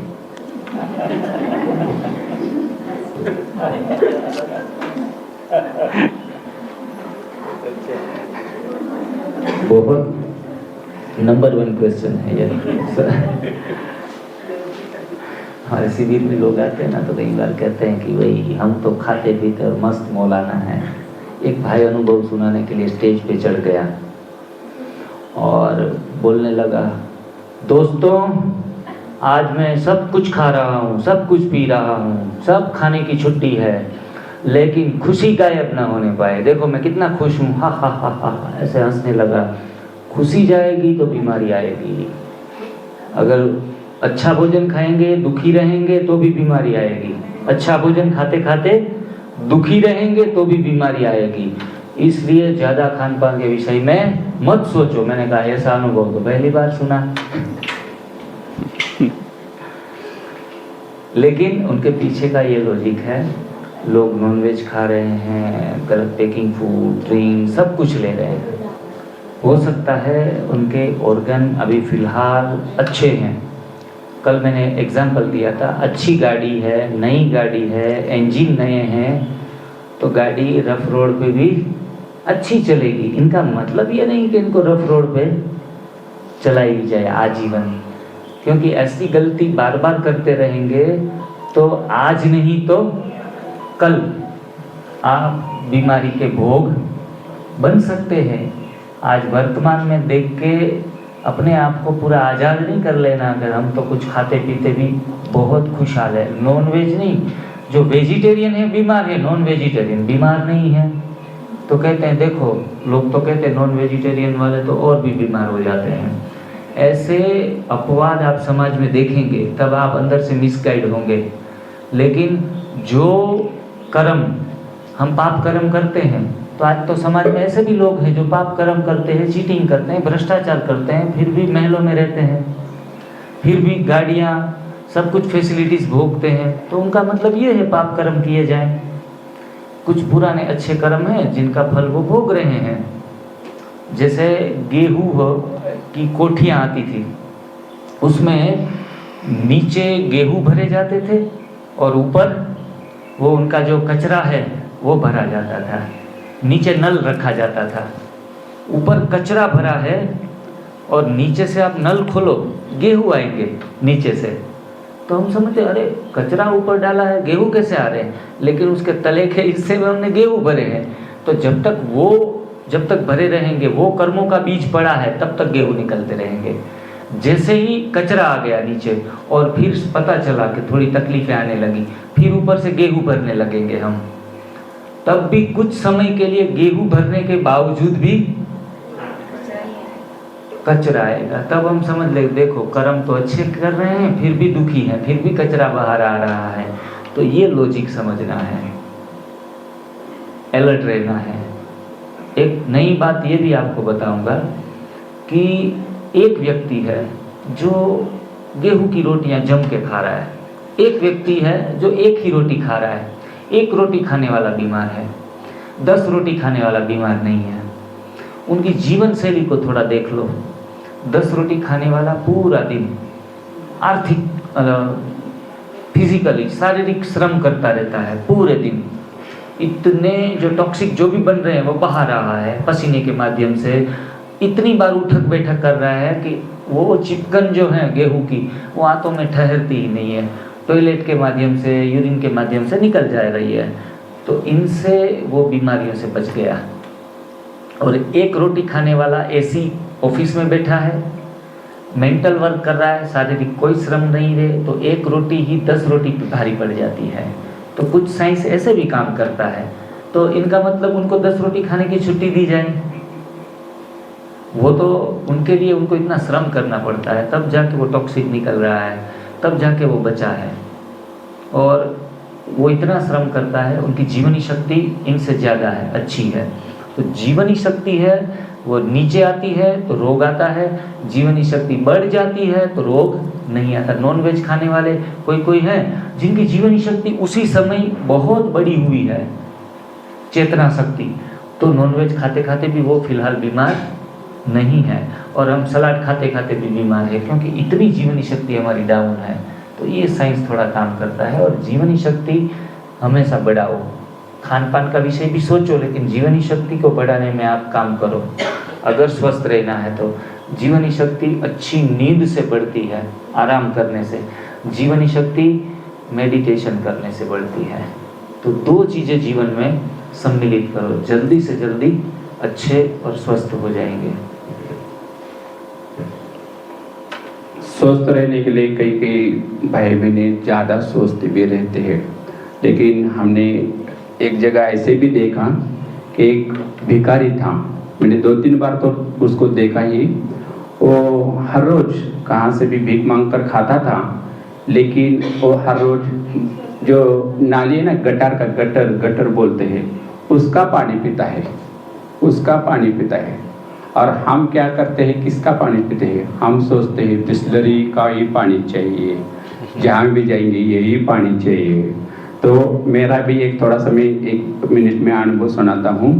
मैं बचपन में जो हमारे रिश्तेदार है, जैसी छुट्टी मिलती थी हम जाते थे, और गांव के लोग होते हैं तो गांव के लोग क्या करते हैं, नदी का भी पानी पिएंगे, कुएं का भी पानी पिएंगे, झरने का भी पानी पिएंगे, ऐसे सारे पानी पीते भी हैं और पचाते भी हैं। और हम ये मेट्रो सिटी में रहते क्या करते हैं, तो बच्चों को यही आदत लगाते हैं कि एक बॉटल लेकर ही घर का भी पानी पीना है, बिस्लरी के पानी पीना है, और यही पानी स्कूल में लेकर जाना है, जहाँ भी जाते हैं वो भी ऑफिस में जाएंगे वही पानी पीना है इधर। लेकिन हमने ये भी किया कि बचपन में हमने ये देखा, हम वो पानी पीते थे। बीच में क्या हुआ, किसी भी नहीं बोला कि ऐसे से, उसी टाइम हमको ये ब्रह्मा कुमारी का भी ज्ञान नहीं था और ये एनडीएस का भी ज्ञान नहीं था। फिर हमने ये बॉटल का पानी पीना शुरू किया, यही पानी पीना चाहिए, यही पानी चाहिए।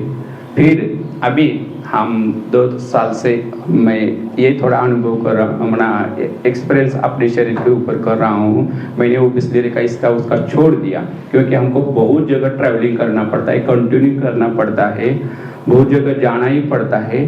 तो अभी हम जैसे वहाँ हम जयसिंहपुर कोल्हापुर डिस्ट्रिक्ट से निकले तो बॉटल लेकर पानी लेके आए थे, लेकिन ये गर्मी का दिन है ना, वो तो ख़त्म हो गए। यहाँ आने के बाद यहाँ का पिया, जाते समय सातारा कहाँ भी हम रुकेंगे तो वो पिएंगे, लेकिन कुछ भी नहीं होता है। तो हम क्या करते हैं कि प्रश्न चित्त बहुत रहते हैं। तो हमारे शिवानी दीदी ये बोलते हैं कि यहाँ पहले क्लीन करो, जैसे WHO है, उन्होंने हेल्थ के लिए 4 बातें बताई है।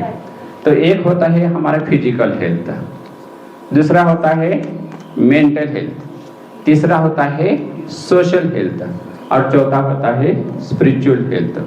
तो तो जैसे हम इसके ऊपर अभी फिजिकल हेल्थ के ऊपर ध्यान दे रहे हैं, वैसे हमको ही मेंटल है, मन में हमेशा पॉजिटिव, जैसे वो है ना, वो पीता है लेकिन सोचता नहीं है। हम खाते पीते हैं फिर भी ज़्यादा सोचते हैं, तो ज़्यादा सोचना भी बंद करो, सारा ठीक हो जाएगा। तो ये क्या इंग्लिश है? आप एक भाई आप आपका है थोड़ा पढ़ कर बताओ, क्योंकि ये डॉक्टर जैसा राइटिंग किया थोड़ा सा। हाँ आप पढ़। Can we take enema in bleeding colitis? जी। Question number 2. Pregnant woman 5 months old, pregnancy 5 months. Can she take an? Yes, pregnancy के दौरान हम एनीमा ले सकते हैं या नहीं बहनों के लिए, और 5 महीने की प्रेगनेंसी है तो पहले महीने से ही एनीमा का इस्तेमाल तो हम कर सकते हैं। ज़्यादातर डॉक्टर लोग जब बच्चे का जन्म होता है उनसे पहले एनीमा देते हैं, मतलब जब बच्चा बाहर निकलने के लिए तैयार है तब भी अगर एनीमा दिया जा सकता है तो शुरुआत के दिनों में भी हम एनीमा का डोज ले सकते हैं। जो बच्चा जहाँ रहता है, जो थैली में, उस थैली में पानी नहीं जाता एनीमा का। पहली बात, एनीमा का पानी सिर्फ और सिर्फ बड़ी आंत में जाता है। बड़ी आंत में बच्चों की जो है वो उसके साथ कोई कनेक्शन है नहीं, तो प्रेग्नेंट वुमन आखिरी समय तक एनीमा ले सकती है। दूसरा, नुकसान तो नहीं है लेकिन फ़ायदा है, जब गर्भ मल के इस शरीर में रहे उनके बदले अगर सफाई वाले एरिया में रहे तो उनका डेवलपमेंट अच्छा होगा या बुरा? अच्छा ही होगा, अच्छे न्यूट्रिशन मिलेंगे। और प्रेग्नेंट वुमन को तो कच्चा भोजन ही लेना चाहिए। डिलीवरी टाइम वो सर्जरी का तो ज़रूरत ही नहीं पड़ेगा अगर कच्चा भोजन, लेकिन माँ और सासू उनको घी के लड्डू खिलाती है, उन दौरान गरिष्ठ भोजन खिलाती है ज़्यादा से ज़्यादा। और हम तो अनुभव करते हैं, जिन लोगों ने, एक माता ने लगातार 6 महीने NDS फॉलो किया, पिछले 3 महीने जब बच्चे का जन्म होने का समय नज़दीक आया तो खुद तो समझ चुकी थी लेकिन वो घर पे लाचार हो गई, और सासू ने और माँ ने इतना गरिष्ठ भोजन खिलाया, बच्चे को कुछ नहीं होना चाहिए। और लास्ट में डिलीवरी टाइम उनका BP भी खूब बढ़ गया, शुगर भी बढ़ गया माता का, और सीजरियन करवाना पड़ा। तब भी जाके आंखें नहीं खुलती है माताओं की, सासुओं की। पुरानी जो मान्यताएं हैं ना, उनको छोड़ना बहुत कठिन है, और कोई बिरला ही नए मार्ग के ऊपर हिम्मत से चल सकता है। दूसरी क्वेश्चन था कि ब्लडिंग कोलाइटिस, खून निकल रहा है आंतों से, आंतों में जब चांदे पड़ जाते हैं और आगे की स्टेज हो जाती है तो तब जाके एनीमा तो कर ही सकते हैं निश्चिंत होके, लेकिन एक बात ध्यान रखनी है, कोलाइटिस वालों को जो चबाकर खाने वाली चीज़ें हैं वो भी नहीं खानी है। उनको तो सिर्फ और सिर्फ 1 महीने 2 महीने कंप्लीट ही रसाहार करना है, रसाहार, और अच्छे से अच्छा फास्टिंग करना है, तब जाके रिपेयर मेंटेनेंस का काम उनका शुरू होगा। हमारे यहाँ कोलाइटिस के पेशेंट भी ठीक हुए हैं। अभी ही अहमदाबाद से एक भाई जी आए थे, ये 1 या 2 दिन रुके, बोला आप तो शिविर में जा रहे हैं, 1 महीने के लिए आए थे, आप नहीं होंगे तो हम लंबे समय तक नहीं रहेंगे। तो बाद में मैंने कहा आओ, तो बोला मैं मानसिक रीति से थोड़ा कमज़ोर हो गया हूँ, थोड़ा जूस लेना और बस खाने का ही मन करता है, तो आप रहेंगे तो मुझे अच्छा रहेगा। तो इसमें भी इट्स वेरी इजी, कर सकते हैं। केला खाने से सर्दी बढ़ती है तो केला खाना चाहिए या नहीं? गुड़ के बजाय जेस्ट मध ले सकते हैं क्या, ये पूछा है किसी ने। आज मुझे ये भी पूछा, जो ग्रीन जूस है ये सुबह ही लेना है या दोपहर ही लेना है या शाम को लेना है?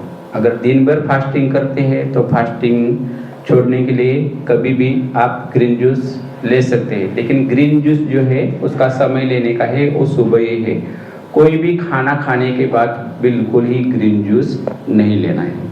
ग्रीन जूस एक बार बनाया तो कम से कम 1 घंटा या 1.5 घंटे में उसको पूरा करना है। उसको कहाँ ट्रैवलिंग लेकर भी नहीं जाना है, जितना हो सके ज़्यादा जो है वो फ्रेश लेना है, तो आपको जो रिजल्ट है वो अच्छे आ जाएगी। एक केला खाने से सर्दी बढ़ होती है। प्राकृतिक जो भी चीज़ें हैं, कोई भी चीज़ें नुकसानदायी नहीं है, पहली बात है। कोई कहता है कि मुझे आंवला खाने से सर्दी हो जाती है, नींबू का सेवन करने से दर्द, नी पेन और बढ़ जाता है, केला खाने से वजन बढ़ जाता है। ये सारी गलत मान्यताएं हैं।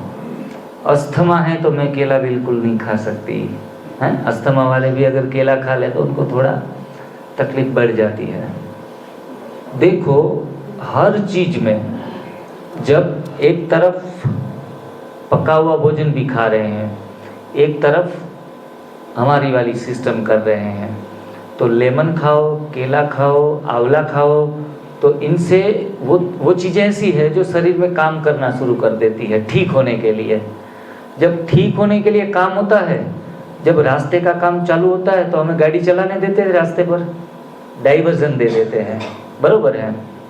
अभी आप क्या कर रहे हो, अच्छी चीज़ें अंदर डाल के सफाई का काम शुरू कर रहे हो, उन दौरान इस पटरी के ऊपर पका हुआ भोजन भी जा रहा है, तो दोनों एक साथ नहीं चल सकते।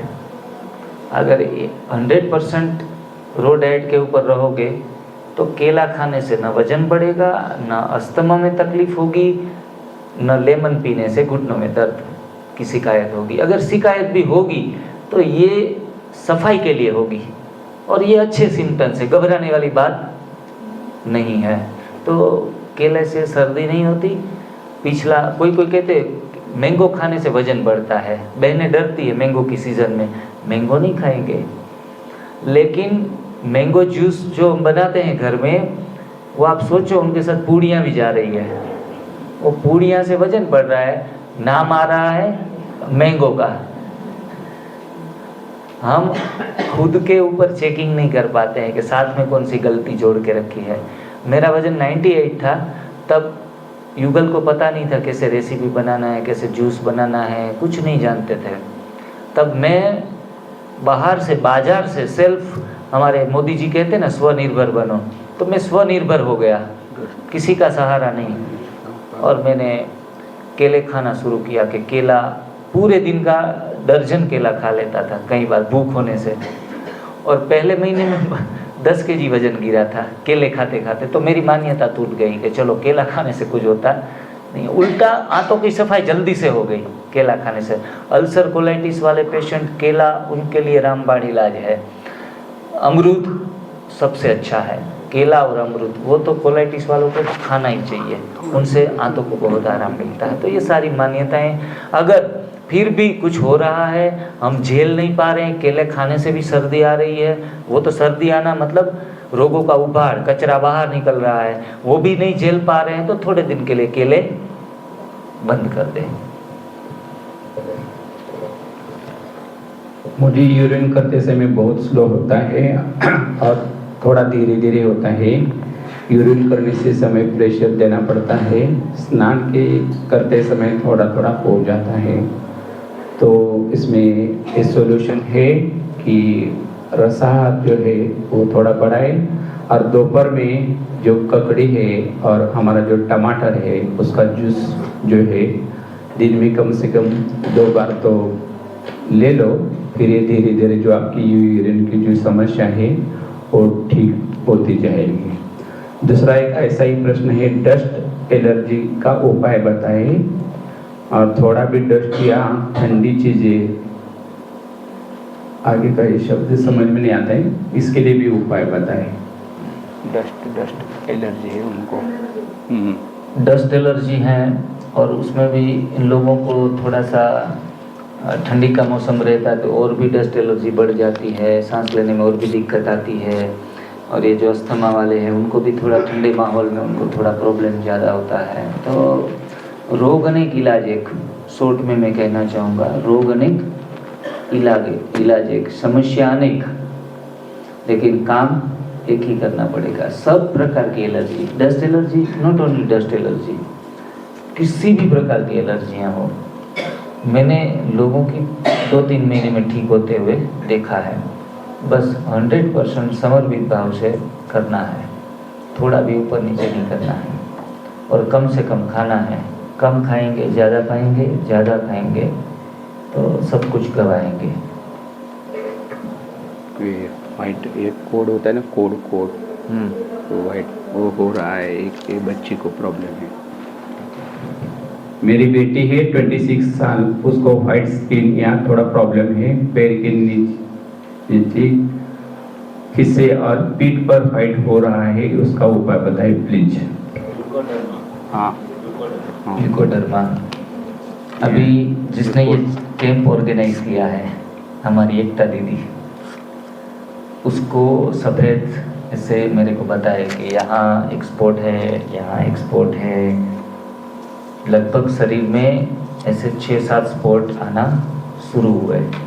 पिछले 1 या 1.5 महीने से फॉलो करना शुरू किया है। जानती तो कब से है, लेकिन शुरू अभी स्ट्रिक्टली अभी किया है, सिर्फ फलाहार के ऊपर और जूस के ऊपर है। मैंने कहा बहन जी, आज मैंने उनका वीडियो भी बनाया है, आप अवश्य चैनल के ऊपर 2-5 दिन में आ जाएगा। उसने बताया कि भाई जी देखो, तो सेटिंग पूरा आगे बढ़ना बंद हो गया है 1 महीने में, और आगे बढ़ना तो बंद हो गया लेकिन छोटे होते जा रहे हैं। और जो ईचिंग थी वो सारी चली गई, शरीर में स्किन ईचिंग काफ़ी थी, समस्याएं। तो देखो, इतने भयंकर रोग जो लाइलाज घोषित किए गए हैं, वो इलाज भी 1 महीने में हो रहे हैं। इसलिए इतनी चेहरे पर मुस्कान लेके आप सभी लोगों की सेवाएं कर रही है। तो ये तो जिंदा आपके सामने एग्जाम्पल है।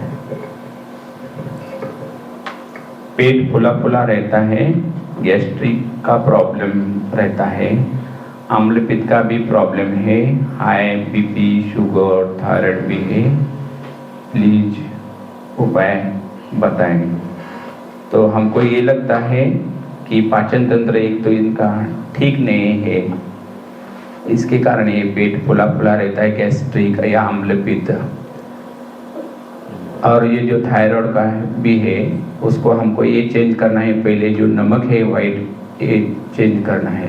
बाकी इनिमा और शुरू में आपको जो फास्टिंग है वो थोड़ा बढ़ाना चाहिए, धीरे धीरे आप इसको करना जरूरी है।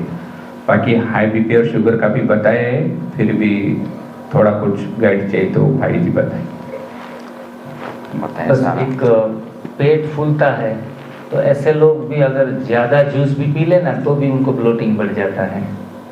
तो उन लोगों से तो अनुरोध है कि जूस भी ज़्यादा ना पिएं, सिप सिप करके 50 ml पी लिया, इनफ है।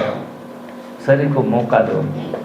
और लंघनम परम औषधम, इनसे ही आपका ब्लोटिंग भी जाएगा, थायराइड भी जाएगा, बीपी शुगर भी जाएगा।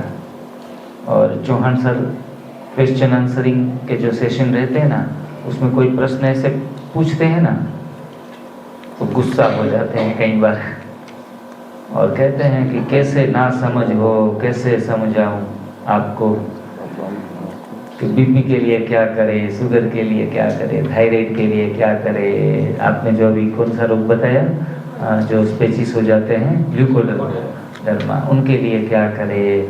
अपने रोगों के विषय में क्या करना है वो मत पूछो हमें, सबके लिए एक ही करना है, सबके लिए एक ही करना है। छोटी बड़ी कोई टिप्स होती है अलग से तो विशेष ध्यान रखना पड़ता है, बाकी सबके लिए ताले अनेक, चाबी एक है, सारी उलझने समाप्त। तप करो, सेवा करो, सुमिरन करो।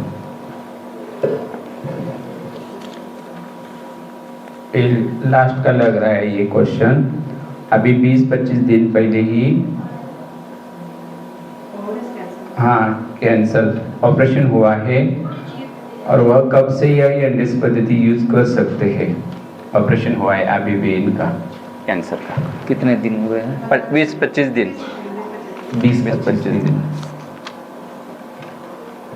ऑपरेशंस में अगर मल द्वार के रिलेटेड कोई भी कटिंग हुआ हो, कोई चीज़ हिस्सा काट दिया गया हो, तो ठीक है कि हम इस सिस्टम को थोड़ा देर से शुरू करें।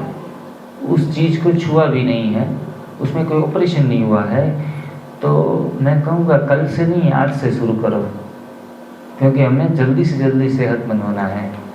तो एनीमा भी आज से शुरू, और सारी सिस्टम प्रणाली जो 2-3 दिन हमने ये जो कथा सुनाई, वो कथा के अनुसार काम शुरू कर दो, और इसमें इनका इलाज बहुत अच्छे तरीके से संभव है, बहुत आसानी के साथ हो जाएगा। हाँ बता। हम लोग सुबह 11 बजे जूस लेते हैं, इसका अनुमान है हम सुबह उठने के बाद 6 घंटा चाहिए। आवाज़ आपने इधर आओ भाई जी, सामने आओ।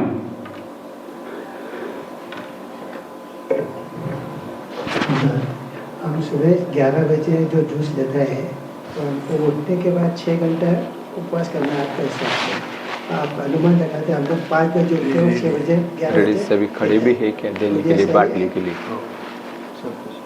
तो हम लोग 5 बजे नहीं उठते हैं, 8 बजे उठते हैं और 11 बजे जूस लेते हैं। तो 3 घंटे। हाँ, जो लोग लेट उठ रहे हैं 8 बजे, तो उनको कम से कम 2 बजे जूस लेना है। कम से कम 6 घंटे तो फास्टिंग होना ही चाहिए अगर आपको सेहतमंद होना है। तो सेहतमंद है, ज़्यादा बीमारी नहीं है, तो 3 घंटे 11 बजे ले सकते हैं, वरना नहीं। फास्टिंग जितना ज़्यादा देंगे उतना ही फ़ायदा है। और उससे उल्टा क्वेश्चन मैं आपको बता रहा हूँ कि जो बी के 3 बजे उठ रहे हैं, तो वो बोले 11 बजे तो बहुत लंबा हो जाएगा, हैं 6 घंटे से ऊपर चले जाएंगे। अगर कर रहे हैं अच्छा फास्टिंग, चलो जितना लंबा फास्टिंग उतने ज़्यादा फ़ायदे करो। 11 बजे के बदले 3 बजे उठने के बाद 2 बजे तक भी फास्टिंग रख सकते हैं, आसानी के साथ आप रहो तो जल्दी से जो बीमारी 30 दिन में जाने वाली थी वो 15 दिन में जाएगी। ये तो उल्टा फ़ायदा ही है। और जैसे ही सेहतमंद हो जाओ, 3 बजे उठो, 7 बजे जूस पी लो ना, कौन मना कर रहा है? ग्रीन जूस 7-8 बजे भी पी सकते हो। मतलब लास्ट में मेरा यही कहना है कि सारे नियम हमारे लिए बने हैं, सारे नियम हमारे लिए बने हैं। 6 से 8 घंटे का उपवास, ग्रीन जूस, फिर फल, सारे नियम जब तक बीमार हैं हमारे लिए बने हैं। बाकी नियम के लिए हम नहीं बने हैं, हमारा जन्म नियम के लिए नहीं हुआ है। बहुत समझने वाली बात है। तो कोई भी चीज़ को रिजिडनेस से पकड़ना नहीं है। लेकिन हाँ, एक बात बताऊंगा, मतलब नियम हमारे लिए बने हैं, हम नियम के लिए नहीं, इनका गलत इस्तेमाल नहीं करना है। लोग 3 महीने के बाद ठीक होने के बाद मेवा, मिष्ठान, गुलाब जामुन सब खाते हैं। एक भाई मर गया, गुलाब जामुन की माला उनको पहनाई गई और उनको बहुत पसंद थे, तो उनके घर वालों ने कहा कि इनको गुलाब जामुन की माला पहनाओ, उनकी आत्मा को शांति मिले। हम भोग लगाते हैं तो कहते हैं कि फलाने भाई को जलेबियाँ बहुत पसंद थी, तो गुरुवार के भोग में जलेबियाँ रखते हैं। तो रास्ते पे अर्थी उठा के जा रहे थे और अचानक से उसके ऊपर आत्मा चली गई होगी, फिर से शरीर में आई और वो जाग गया। जैसे जागा तो सुंदर खुशबू आई गुलाब जामुन की। अरे ये तो बढ़िया, जो चाहिए था वही मिल गया। और अर्थी में लेटा हुआ था, 4 लोग उनको कंधे पे उठा के लेके जा रहे थे, सब बोल रहे थे राम नाम सत्य है। वो बोला गुलाब जामुन मस्त है।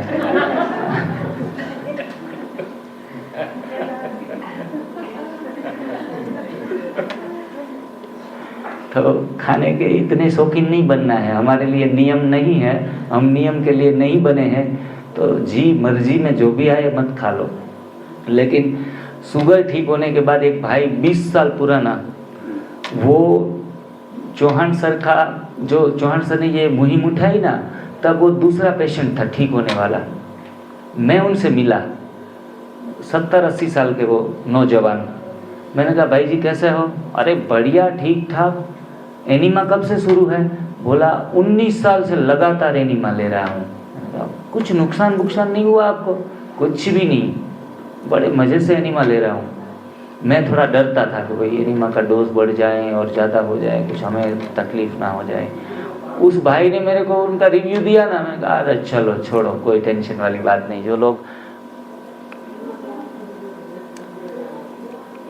बूढ़े लोग भी इतने साल से एनिमा ले सकते हैं, 80 साल का, तो मुझे 35 साल में क्या डरने वाली बात है। तो मैंने उसके उत्साह से दिन में 3 बार, किसी ने बताया था, मैं 5 बार ले रहा था एनिमा। मेरे को जल्दी से सफाई करनी थी, मेरे को ये अभी वजन भी नहीं चाहिए, बीमारी भी नहीं चाहिए। 5 बार, एक बार जाऊं 3 पोट खत्म करके आऊं। आप गिन लो, 5 के 15 पोट खत्म करता था। लोग डरते हैं एनिमा से। और वो भाई ने बोला आजकल कोई बीमारी चल रही है आपको? बिल्कुल नहीं, मैं बीमार फिर बाद में पड़ा ही नहीं। मैंने कहा भोजन क्या है वो बताओ आपका? बोला पूरा दिन शुरुआत के 1 साल तक बिल्कुल कच्चा खाया, बिल्कुल कच्चा। अपनी खेती बाड़ी में ही सीधा भिंडी तोड़ ली, मूली तोड़ ली, गाजर तोड़ ली, वही खाता रहा। 1 साल में 10 बीमारियां चली गई। और फिर बाद में हमारे शादी मुरादी में जाना हुआ, और फिर खाने का जो ललक है, चाह है, वो तो मिटती नहीं जल्दी से।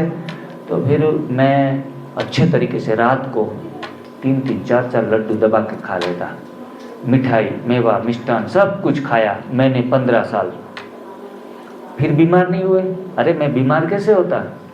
मैं जब भी लड्डू खाने का मौका बनता था भरपेट खा लेता था, फिर 4 दिन उपवास कर लेता था।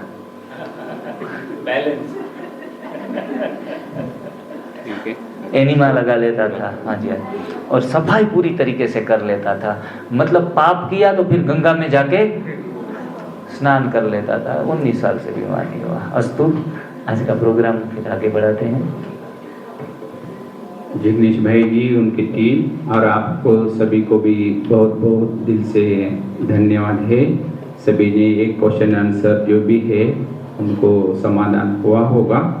अभी हम 5 मिनट मेडिटेशन करेंगे, उसके बाद सीधा ही हम भोजन पर जाएंगे।